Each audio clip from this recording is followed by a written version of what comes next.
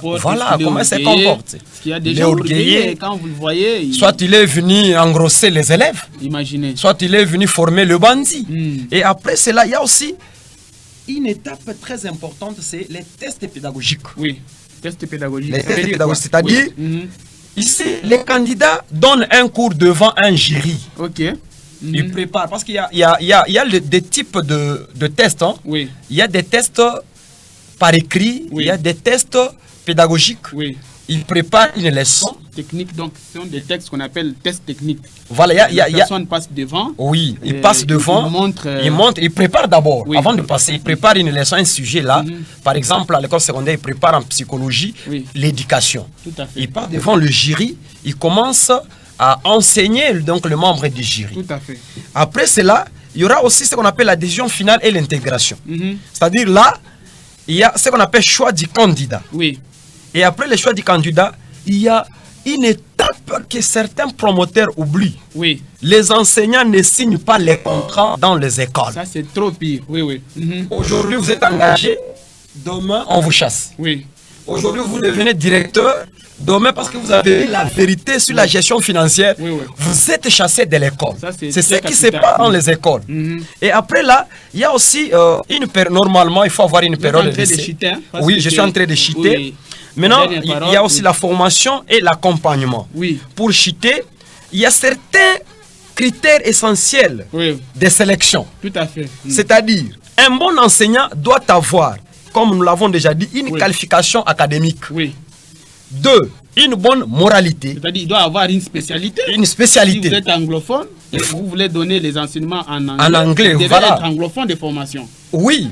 Aujourd'hui, il y a des... Vous devez être francophone de formation. Des formations. Aujourd'hui, il y a des formations là où on forme les anglophones. Tout à fait. Quelqu'un qui est allé, je ne sais pas moi, dans quel centre de formation, il parle l'anglais, il devient professeur parce qu'il manque le job. Il devient... Allez-y. Voilà. Et après là, il y a la capacité même à gérer une classe ou une école pour un chef d'établissement. Tout à fait. Et il y a aussi une bonne... Donc, avoir fait une bonne pédagogie. Oui. Et avant que je chute, je vais citer certaines erreurs à éviter dans certaines écoles. Oui, oui. Par exemple, les recrutements basés sur les relations personnelles. Tout à fait. Nous devons éviter ça. Ok. Donc les recommandations. Voilà, le kindouquisme. Oui. Le kindouquisme. Oui, oui. Parce que vous êtes de mon ethnie et je vous prends comme enseignant. Mais vous n'avez pas un niveau de gérer ou d'enseigner. Là, non. Il y a aussi négligence des tests pédagogiques. Les chefs d'établissement négligent ou les promoteurs négligent les tests pédagogiques. C'est-à-dire les tests techniques. Les tests techniques là, avant le recrutement. Donc il y a certains qui négligent ça. Et il y a aussi, comme je l'ai déjà dit, il faut vérifier l'authenticité des diplômes. Il faut vérifier. Et enfin, il ne faut jamais recruter dans l'urgence. Par exemple, non, nous cherchons un enseignant spécialiste en management. Non, non. Nous cherchons quelqu'un qui est spécialiste, par exemple, en pédagogie. Non. Et pour chuter, je vais chuter avec une phrase. Et cette phrase va beaucoup plus interpeller les chefs d'établissement et les promoteurs. On dit ceci. Un bon enseignant forme un bon élève. Et un bon recrutement construit une bonne école.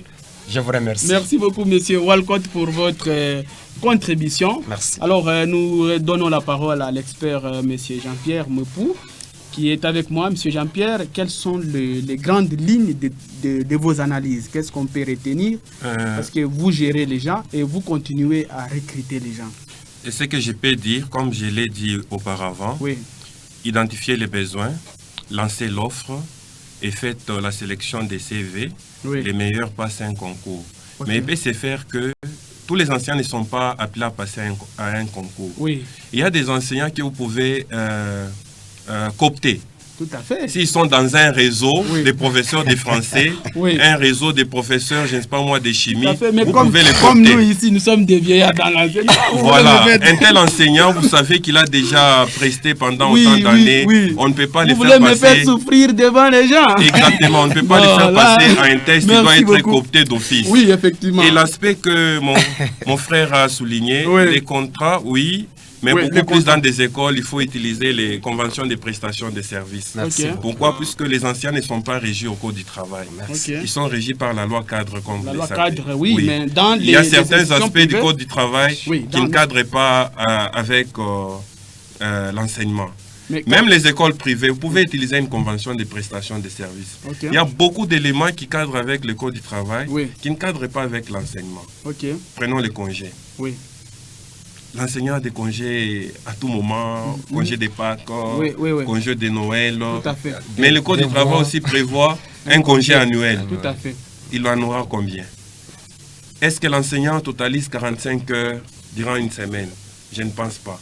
Le maximum, c'est 36 heures. Il y a des aspects qui ne cadrent pas avec les codes du travail. Vous pouvez utiliser même une convention de prestation des services pour que l'enseignant se sente en sécurité. C'est une contribution. Mais la plupart des cas ne le font pas. On te prend aujourd'hui, demain on te chasse. Mais à Bon Pasteur, il y a un contrat. Bon Pasteur, c'est une organisation qui se respecte. Bon Pasteur, c'est une organisation qui se respecte. Il y a un contrat, vous avez vu un contrat là. Nous nous conformons à la législation congolaise. Alors c'est pour dire que toutes les écoles, je crois que nous pouvons ils peuvent venir copier chez nous. Oui, ils peuvent venir voir.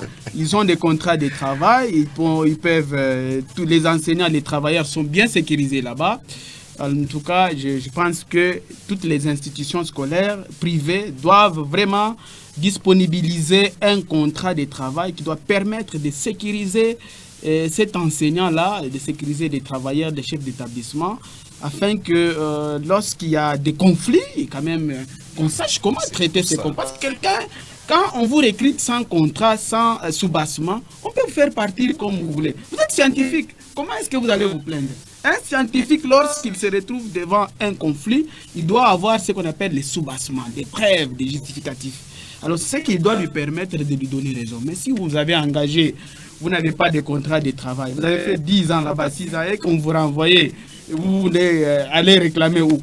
Vous n'allez pas réclamer parce que vous connaissez déjà qu'une fois que je suis engagé quelque part, je dois ne fût-ce qu'avoir un contrat qui doit me lier avec mon emploi. Voyez un peu. Merci, chers téléspectateurs, chers auditeurs de la radio et télévision Manika.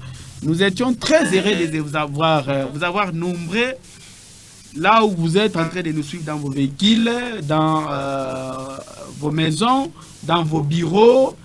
En tout cas, nous étions vraiment très heureux de vous avoir très nombreux. Et là, nous sommes à la fin de notre émission. Un dernier mot à M. Jean-Pierre et à M. Walcott, et puis on clôture l'émission. M. Jean-Pierre, qu'est-ce que vous dites? Je remercie les présentateurs de l'émission pour la confiance placée à notre modeste personne. Et aussi, je salue tous les téléspectateurs et les auditeurs qui nous ont suivis. Merci. Merci beaucoup, M. Walcott. Merci, c'était Alain Mouakou pour l'invitation et surtout pour la considération. Là, je salue aussi mon supérieur. C'est quelqu'un qui a la matière.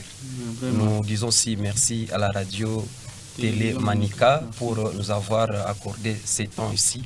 Malgré ces 45 minutes, on peut aller à 2 heures du temps parce que nous avons la matière est très grande. Voilà, donc là, nous disons merci à tous ceux-là qui sont en train de nous suivre à la maison. Merci beaucoup, chers auditeurs et auditrices, téléspectateurs de la radio et télévision Manika. Voilà, nous sommes à la fin. Je tiens à féliciter tant soit fait mes deux invités des marques. Vous venez de les sentir, ils ont la matière. En tout cas, nous voudrons que nous puissions mettre, n'est-ce pas, en pratique ce que nous venons de dire ici. Nous continuerons cette émission jusqu'à ce que nous allons atteindre l'institution supérieure universitaire parce qu'il y a aussi beaucoup à boire et à manger à ce niveau-là. Nous allons essayer de contribuer. Nous ne combattons pas quelqu'un, nous ne dérangeons pas quelqu'un. Nous quitterons dans les institutions scolaires pour aller dans des bureaux gestionnaires. On parlera aussi, parce qu'il y a aussi des recrutements là-bas, des inspections, tout ça, des grands services. Nous devons en parler. On ne peut pas quand même prendre seulement un secteur qui est minimisé pour laisser les baobabs. Donc on doit en parler et juste pour contribuer. En tout cas, nous vous disons grand merci. Vous êtes nombreux, nous ne savons pas comment vous citer chacun. Nous vous saluons, nous disons sincèrement merci et à la prochaine occasion pour un bon numéro qui doit venir. nous disons ciao ciao et surtout que nous sommes en train de remercier les techniciens Boupé Freddy et l'honorable Gaston Mouchid Moutoun qui est notre superviseur, sans oublier les directeurs des programmes Gontra Kilambe qui a voulu que nous puissions être sur ce plateau pour que nous puissions vous en parler. Au revoir et à la prochaine occasion. Bye bye.